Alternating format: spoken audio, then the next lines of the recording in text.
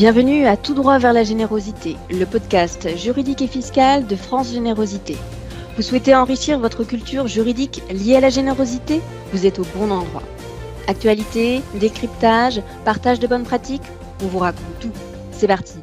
Bonjour, je suis Sarah Bertaille, directrice juridique chez France Générosité. Bonjour, je suis Anouk Marchalon, collaboratrice juridique chez France Générosité. Aujourd'hui, nous allons poursuivre notre discussion sur le mécénat et les contreparties. Oui, lors du dernier épisode de notre podcast, Sarah vous avait raconté l'histoire du mécénat. Nous avions également défini juridiquement le mécénat. Alors pour résumer, le mécénat est un acte désintéressé, ce n'est pas du parrainage. Aucune contrepartie ne peut être octroyée à un mécène lorsqu'il fait un don à un organisme d'intérêt général, mais l'administration fiscale admet sous certaines conditions que l'organisme qui bénéficie du don octroie des contreparties à son mécène. Nous revenons donc aujourd'hui sur cette tolérance de l'administration fiscale avec quelques exemples. Pour les particuliers, les contreparties peuvent être de deux natures, symboliques ou matérielles. Une contrepartie symbolique consiste par exemple à donner un titre honorifique dans l'association bénéficiaire, tel que président d'honneur, ou encore à poser une plaque dans la salle d'un musée rénové grâce à un généreux donateur. Une contrepartie matérielle consiste à offrir un bien. Attention, la valeur de ce bien est encadrée par deux limites. Au plus un quart du montant du don et au plus 73 €, sachant que ce seuil de 73 € est revalorisé chaque année. Aucune de ces deux limites ne doit être dépassée. Par exemple, si je donne à un musée un tableau qui est valorisé à 1 000 €, en contrepartie, mon nom pourra être inscrit sur la plaque qui présente l'œuvre dans le musée. Et je pourrai également recevoir des entrées pour le musée dès lors que le montant total de ces invitations ne dépasse pas 73 €. Pour les entreprises, aucune de ces deux limites ne s'applique. Mais l'administration fiscale nous précise qu'il doit exister une disproportion marquée entre les sommes données et la valorisation du bien ou de la prestation qui est offerte par l'organisme bénéficiaire en contrepartie des dons reçus. Alors, que vises-tu par disproportion marquée? Alors la notion de disproportion marquée, elle n'est pas précisément définie par la doctrine fiscale. À titre d'usage, il est admis que le même rapport de 1 à 4 que nous venons tout juste de voir pour les particuliers est applicable au mécénat d'entreprise.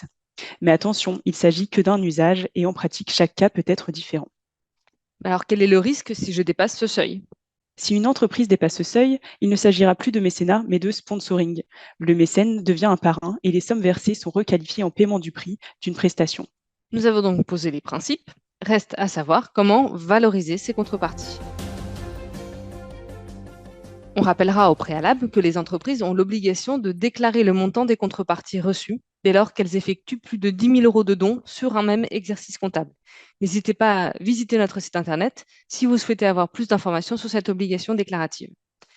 Rappelons également que la valorisation des contreparties doit être effectuée exclusivement par l'organisme bénéficiaire du don. Pour ce qui est des contreparties institutionnelles ou symboliques, pas de difficulté. Comme leur nom l'indique, elles ne sont pas valorisées et ne sont donc pas susceptibles de remettre en cause l'intention libérale du mécène. Pour les autres contreparties, il convient de distinguer les contreparties matérielles et les contreparties immatérielles. Alors, penchons-nous d'abord sur les contreparties matérielles. Selon l'administration fiscale, les contreparties matérielles sont valorisées suivant deux méthodes qui s'appliquent de manière alternative. Si le bien ou le service fait l'objet d'une offre commerciale, on se réfère au prix de vente pour valoriser ce bien ou ce service. Si on reprend notre exemple du musée, les billets d'entrée seront effectivement vendus à un prix public. Ce sera ce prix qui sera retenu pour valoriser la contrepartie.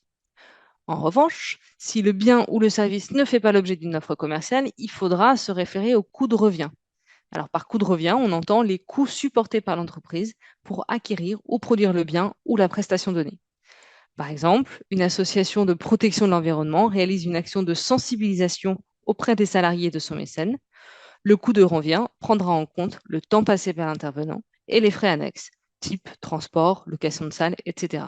On ne peut que vous recommander de prévoir la valorisation des contreparties dans le cadre d'une convention de mécénat selon les règles évoquées. S'agissant des contreparties immatérielles, cela se complique un peu. Contrairement aux contreparties matérielles, il y a ici rarement des offres commerciales auxquelles se référer. Les contreparties immatérielles liées à la communication autour du mécénat sont les plus courantes. Le bénéficiaire va mettre en valeur l'opération de mécénat sur les réseaux sociaux, sa newsletter ou sur tout autre support de communication. Alors rappelons tout d'abord que cette communication ne doit pas pouvoir être assimilée à une opération commerciale. Il ne s'agit pas de faire la promotion des activités du mécène, mais bien de mettre en valeur l'opération de mécénat en elle-même.